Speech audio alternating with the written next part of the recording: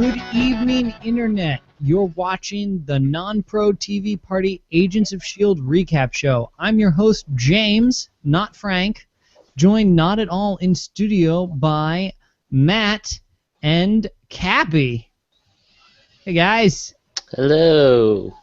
At Non-Pro's TV Party, we do a live Google Plus Hangout series where we geek out about our favorite television shows and invite you all to join along. We're not just recapping TV, we're dwelling on it, obsessing over it, acting weird about it, in love with it, and having major feels about it. Oh, he really had to use feels. All of those things. This week, we're talking about Episode 7, The Writing on the Wall. A mysterious man is killing off former S.H.I.E.L.D. agents and carving the same markings as Coulson into their bodies. Coulson tries to track him down. Meanwhile, May leads a team on a manhunt for Ward. It's totally Creepsville. So how you guys doing today? Good. We're good. So what? Chilling. Let's start with just general thoughts on the episode. Matt, what do you think? I think actually AJ had it correct when it said the episode was total Creepsville. Both storylines in this episode had all kinds of creepy in different varieties, and I thought it was really well done. And I'm glad that we got some major storyline development out of it. Yeah, it definitely took some notes out of Fringe and X-Files and made this a really creepy sort of mystery thriller show, and I liked it. Yeah, I think I also really thought the same thing, and I think one of the things that was kind of cool about the opening or the way it opened up is, you know, it kind of reminded me of like a Supernatural or a Fringe where it opened up with something creepy happening. You know, we got our murderer and he's going around, and all of a sudden we see that he's got all the tattoo or all the writing carved into his arms. You know, it was kind of that cold open with you know, where somebody ends up dead. It just, you know, it felt very reminiscent of those things you mentioned, AJ. So I liked it. It was good. No. So, what I don't know. What I don't know. Well, what should we start with first? Should we start with the Ward storyline alien or the Ward Coulson writing, storyline? or should we talk about Ward first? I think we should save Ward for last. Okay. So let's talk about the main meat of the story then, which is the killer on a loose who was carving the markings into his victims. I really liked this plotline. I liked how they kept revealing more and more about him as the episode went on, and every time they would draw more parallels between him and Coulson, and the entire way it was done just kept having you worried more and more about whether or not Coulson was going to turn around and start carving things into the people in the room. I think, as Frank would normally say, this is like one of the problems a lot of mystery shows have is that they try to kind of hold all their mysteries close to the chest, and Agents of S.H.I.E.L.D. doesn't really do that. You know, they have a really good ability to give us, you know, just enough to really keep us coming back for more. And I think this storyline had a lot of that, you know, between you know, the relationship between the writing and going back to the Tahiti project, which I think was really cool. Yeah, I'm really glad that they brought back the Tahiti project and how they really fleshed things out about what the actual project was. And like in the past, we learned like what happened to Coulson, but we really didn't know what happened when he was the person in charge running it. They kind of hinted that like he was running this program and it was like this huge failure, but we didn't really know why. We sort of knew why, like with his symptoms and like Garrett's symptoms and all that kind of stuff, but we didn't see the actual project itself before it focused on Coulson. So it's neat to see all the different patients and kind of like that whole entire sequence of everybody starting to go crazy because of the serum. That was really I kind of like had to just drop my jaw and just stare. Yeah, really nuts. It was a really nice payout, considering all the limited information when we started down this journey. It was very frustrating. Oh, what do we finally get to find out? Oh, we get to find out that they erased his memory about it. Ouch. I mean, it's just finally we get all the pieces of the puzzle, which also means that they're going to probably drop another one on us because they like to do that every time they tell you an answer. They drop two more questions, and it's like, but that's cool. It's cool. I like it. It keeps me interested. Now, I- Matt, why don't you yes. go over a little bit for those who aren't following along, so we can just recap. What exactly did they reveal to us? Like, what did we learn from Coulson's involvement in the Tahiti project? Well, we found out that the Tahiti project was Coulson was the only one that got the serum. There were other S.H.I.E.L.D. agents that were the original test subjects, agents that were either like fatally injured or otherwise dying, and what were considered essential to S.H.I.E.L.D. So they became part of this project to save them. And initially everybody was very grateful, very happy about what happened, but as time went on, as we saw with Coulson, they became much more deranged, much more uh, crazy, and they became obsessed with the writing, the mysterious alien equation, language, whatever people thought it was at the time before the end of the episode. They started to become obsessed with it. And like Coulson, they started writing, carving, and so the solution to it all, they found out, was erasing memories. But what they didn't take in mind is that eventually that stuff would start coming back to the people, and so you find out that all these connections, all these different writings with the like the carving in the back of the painting that we saw a couple episodes ago, with the obviously our murderer with the tattoos on them of the writing. They just the original subjects started becoming. It started to come back for them, but like only a piece of the puzzle came back to them, and like they all became obsessed with finding the rest of the puzzle. So they each were getting different little pieces of the puzzle. Mm. I think one of the things that I really liked about this storyline is we got to see a lot of the rest of the team, particularly some of the newer members, as we saw it play out on Coulson's side, really question like how fit Coulson is to lead, and it was interesting to As see they that should. happening. What was I'm that, sorry. AJ? Yeah, I was agreeing with you. Yeah, and I think it was really interesting to see that happening, particularly when May was not around, who's been kind of the person to really help cover this up as we've been going forward. So I think that was really, really interesting. I like that they brought back the machine, the memory machine, which now that I think about when did they take that? But I like that they brought back the memory machine, which they used, which Raina used on him. So we found out about that his memories had been rewritten. So that was a really interesting callback, and I like that. What if you guys had a favorite part about this storyline, which at this part of the episode, which do you think it would be? I guess I'll go. The one thing I really liked was at the very end, the actual reveal what the final piece was. I thought it was really cool and how they integrated it was the train set that was kind of the final piece, like the 3D diagram, and just happened to how the whole entire train display worked out to be the puzzle, and how that like how it being three-dimensional put everything together. I just thought the idea that they fit in the trains to actually be part of the writing in its own way, because before obviously we just saw it being written or carved, but it surprised me, so it was a neat surprise for me.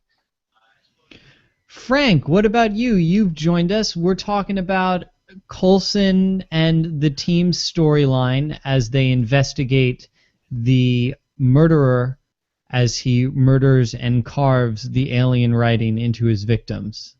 Yeah, I really am. I'm digging this storyline. I love the way they're telling. It's so refreshing to find like writers who know where they're going, we've been disappointed by mystery shows in the past, and we even the first season. I mean, throughout the first season, we pretty much questioned whether or not any of this was mystery show, and no one really knows what's happening, and we'll figure it out later. And that's not the real purpose of the island, that kind of stuff. Just picking a random object, but this show clearly knows where it's going. It's to the point where like we're beginning to predict what we think is going on behind these characters, especially the comic book nerds. They kind of have too much reading under their belt or whatever. Like we have feelings that this might be flat out Inhumans and this is the city, but it doesn't matter because the storytelling is good, so it keeps pushing us in that right direction. And one of the things I like the most about it, and I'm going to backtrack on what I just said about comic book nerds, is that despite the fact that this is a Marvel comic book thing, it's really not about superheroes. And I think I spent the first year of the show coming to terms with that. About like, where are the superheroes? But this is one of those Marvel books where it's really about spies, and they were super spies today. Like in this episode, they were really good at what they were doing. Ward was especially good at what he was doing. But like even like the back and forth between Coulson and his team and how they tested the Tahiti project on everyone. Like, this is super spies doing their super spy stuff. I love it. It's really interesting, and it's weird how much I've backed off of points I previously had. And the directing was great. The entire sequence of the flashbacks. Yes. What about you, AJ? All right. One of my favorite parts of the episode was actually about Fitz. It correlated really well with what was going on with Coulson.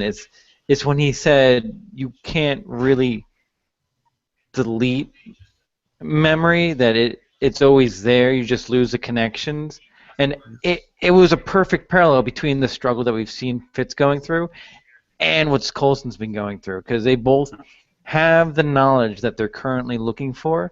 They just have no idea how to connect with it.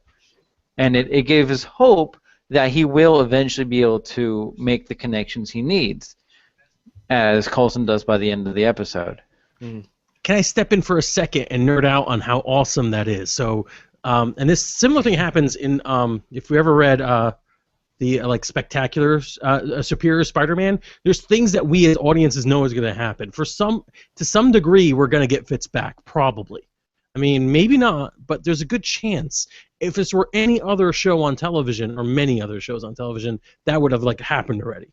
Like, Fitz would have drank some magic juice or never had really been damaged, or just been comically mentally challenged for a little while. In this one, I mean, we're getting it. We have seeds of hope that could either be used just to dash our hopes further, or can be used to sort of establish, we've already established. In fact, before we established Fitz's mental problems, we established that there was ways of writing over people's brains. So that's awesome writing. You gotta give credit to that. I also like how you subtly see that Fitz is starting to complete his own sentences without either Head Simmons or Mac or anybody else finishing his words. I know there was one line where Fitz is saying something and Mac tries to finish it, and Fitz goes no, and and just naturally he finishes his thought. So I like that subtle touch of how you see Fitz is starting to improve himself. Yeah, and he finishes it in a different way. So we know he was, because the way his sentence was going, it was almost like we knew the word he was going to say, and then he stopped and he gave a different word that meant the same thing. It kind of reminds me, of actual people with different, mental and speech disorders, and that's kind of what they have to do. They can't make that connection that way, so that they make it another way. It's really cool. I think the way that the show's treating Fitz and his issue has been really sets a really high bar for other television shows, and I think that's, I feel like it's sad because I feel like a lot of people don't look at this show for that sort of thing, and I think that this is doing it really well. Go ahead. No, please. After you. Like Frank was saying, though, it's really great that they're actually showing him struggle through the repercussions of both his actions and the actions of Ward, especially while we're chasing Ward throughout this entire scenario. That Fitz is still suffering and still like just dealing with the actions that Ward took in the previous season, and it just, I mean, like Frank said, they're not just giving him the magic sensu bean and everything's okay again, so they can restart with another thing they're working on. No, it's ongoing. All these plot threads, all of this cause and effect is constantly ongoing. It's constantly evolving, and that's a really great aspect of this show. Let's I think this is a good time, since we've been talking a lot about Coulson's side of the story. Let's jump over to the Ward, May, Mockingbird, and the Hunter. mercenary plotline. Gosh, what's his name? Hunter. Hunter. Thank you. Just call him Train Hunter. Spotting. Train And Hunter spotting. plotline. Like cowboy. He's the pretty boy on the team. I don't know. They're all pretty boys, including the girls. Even the girls, are boys. I know where you're going with that, Frank. Yeah. That is also a wonderful segment. I love that. I love this sideline. I love Ward is back on the team.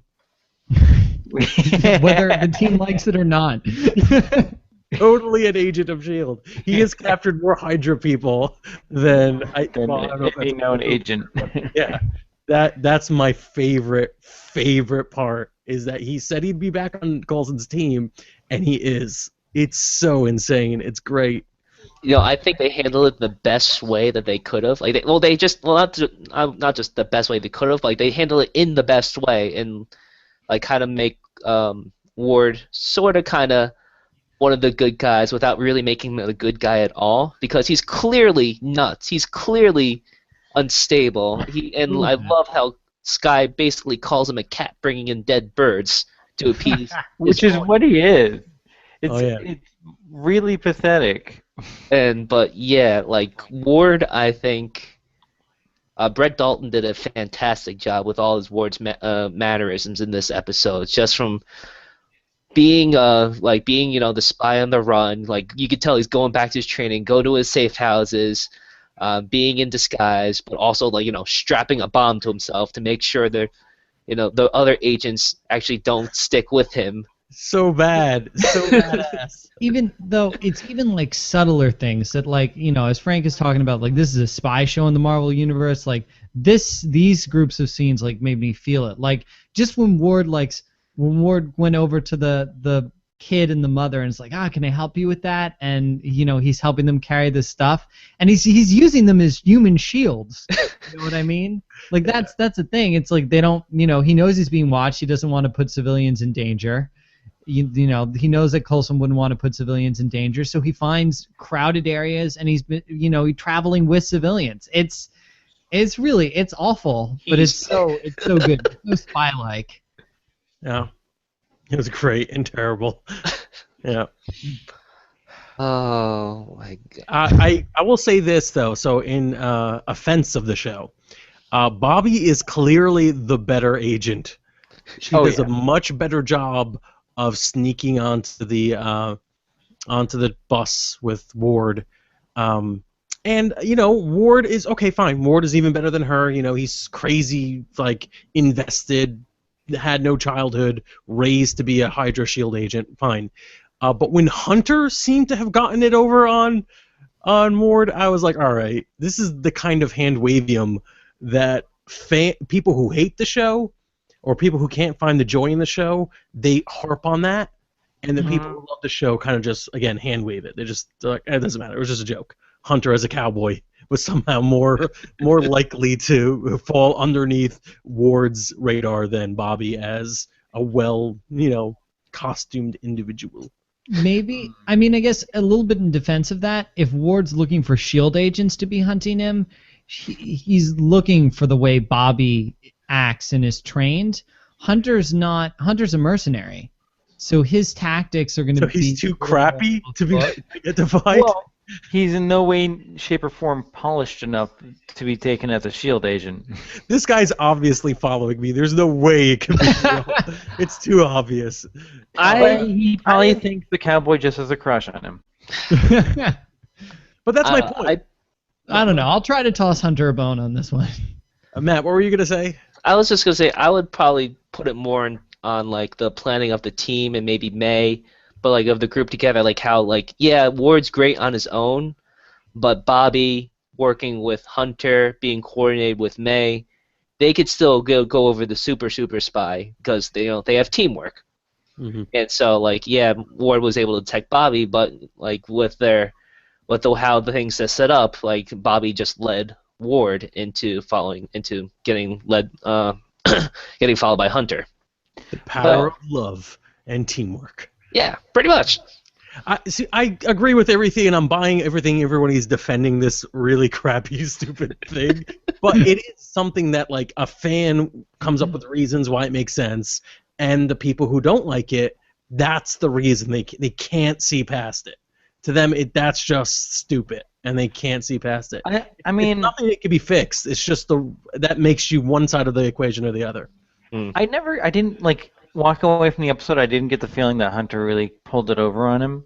I feel like the whole interaction with Bobby was him just showing them that he knew they were there, and that he would have known Hunter was there anyway. He wanted to lead them to his dead bird that he was going to leave them. Spoken Actually, like that's a good idea. Show. That's a good point. Again, all of this spoken like fans of the show. You should get one person of the show just goes, nope, didn't do it for me. No, that's the internet. Never mind. I don't think Vin wanted to come tonight. Or can. And I think that's with anything though, Frank. I mean, not just S.H.I.E.L.D. No, I think absolutely. any show. Yeah, and it's just fun to see the things that like make the brick wall for you. Like, and there's certainly that's true of all media. You're gonna find people who just can't see through the faults. But All I right. like it. So I have a question for everybody. Sure. Okay. What's your guys' big theory? Either like on Ward and his brother, or on the writing. What does it mean? Do you really think it's Inhumans? What's everybody holding out hope for here? Well, I'm holding out that Ward looks like is probably going to try to finish the job that he started like 10, 15 years ago as a teenager.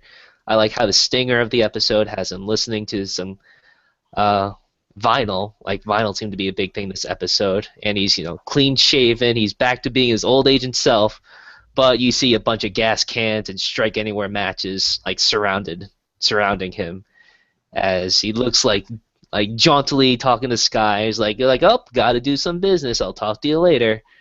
And he's going to try to burn his brother, either his house or him or both. So I'm looking forward to more Crazy Ward as he thinks he's such a good guy now. What about you, Frank? I think the question, as I said online beforehand, I'm not sure that the brothers Ward are necessarily as opposed to one another as we are being led to believe. I think it is entirely possible that they are together. I mean, it worked perfectly for Christian, I think, Ward, to let his brother out. Like, he got him out of prison, whether or not it was intentional. So we might find out that this is just some great misdirection.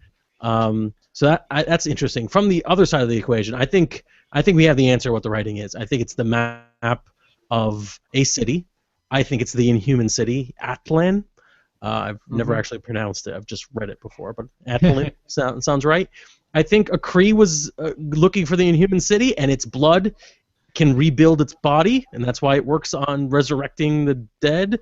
And I think it also resurrects the mind of the Kree. That's why they keep rebuilding the last thing they were trying to go to, and it makes perfect magic sense. Like it makes fictional sense and has fictional continuity, which is amazing. That's what I think is going to happen, and I don't care if I've predicted it. You don't have to hide it. You don't have to say that Benjamin Cumberbatch is anybody other than who he's playing. That's fine. No need for concealments. AJ? I love seeing the way you massacre that man's name every time you pronounce it. It is never intentional, and I just can't stop it.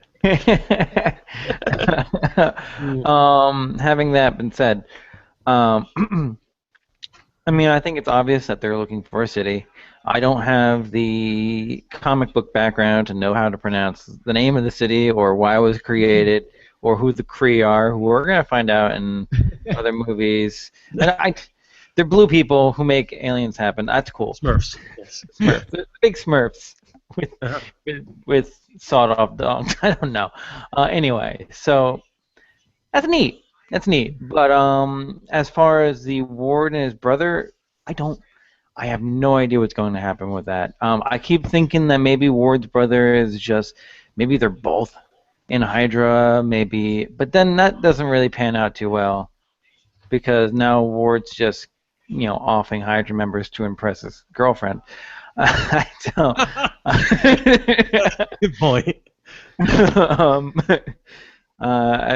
I don't know. I mean, his brother feels evil every time we meet him, but then again, so does Ward, kind of ish, in a weird sort of demented way. I don't know. Like when we first met him, like, oh, he's totally a Hydra plant in the government. That totally works. But now it's like, I don't know. He just seems. I feel like he should just be out for himself and just be a normal politician who just strikes us as being evil because that's what politicians are. I was about to say. James, you didn't tell us your opinion. So I'm conflicted. I would like Tim DeKay's character, Ward's older brother, to be Christian, to be like Hydra or bad. But I think that's mostly because I like Tim DeKay, who's the actor who plays him from White Collar, and I know the White Collar's over now, so I'd love him to at least stick around for more of the show.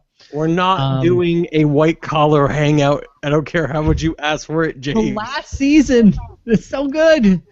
And I really, really want this to be Inhumans, particularly now that we've seen that there's an Inhumans movie announced. Not only do I think it ensures the longevity of S.H.I.E.L.D. for at least another 2 years if S.H.I.E.L.D. becomes the groundwork for a big-budget Marvel movie, but also because, again, it's another one of those big firsts for, television movie companion, this is like a TV show laying the groundwork for a movie, but one that's not like the TV show's last hurrah movie. No, this is like the TV show laid groundwork for a completely separate movie. That's cool, just as far as television goes.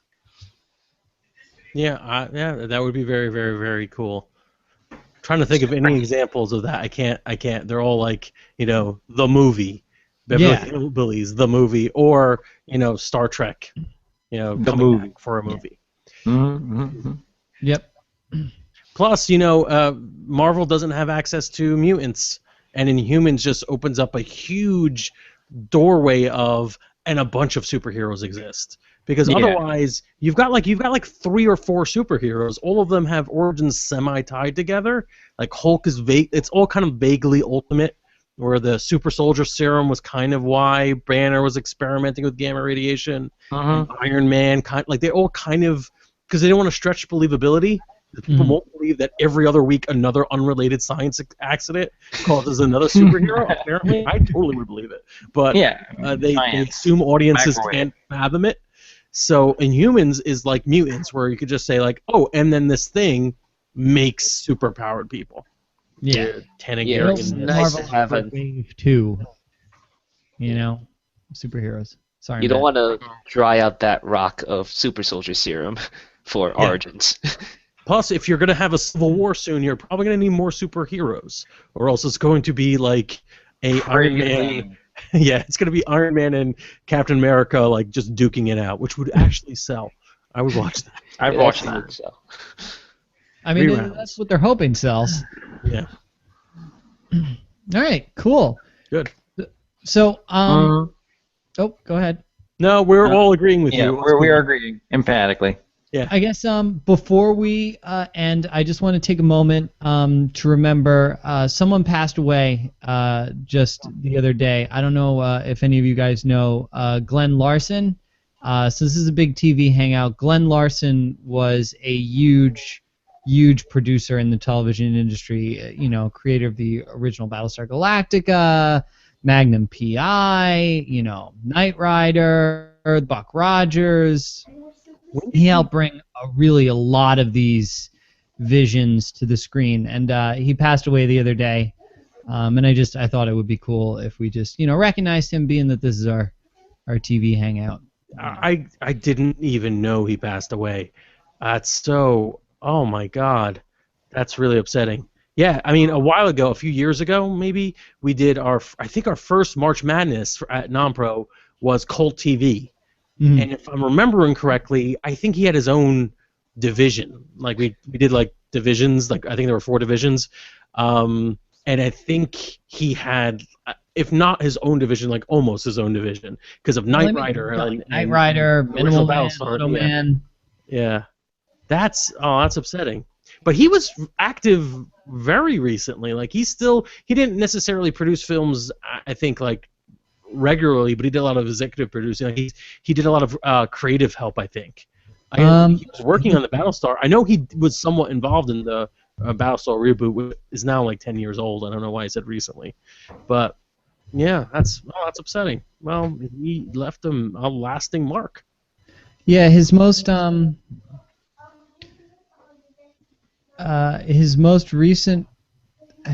he was most recently involved in the Blood and Chrome web series for a couple years ago.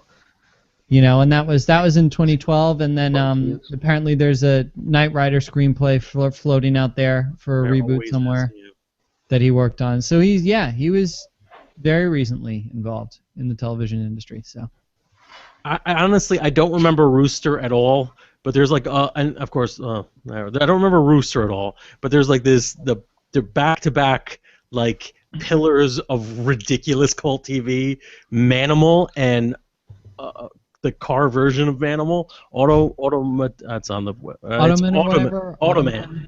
Yeah. So it was a guy who turned into animals, and I believe the guy turned into a car. Yeah. I don't remember. I think I've recently saw the trailer for Manimal. I remember very well. I loved Manimal when it was out.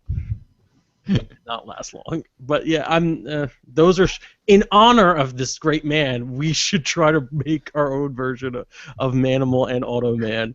I think that's my best idea. Oh God. Puppets? I think that would go so horribly wrong. Yeah. Could it go right? It could. We have more technology these days. We could throw technology at it. But we don't have the money for the technology. Sure. We could do one Michael Jackson video morph of one of us turning into a panther or something, and just use that. Yeah. We could get Mr. Feeney to be the voice of the car that the guy turns into.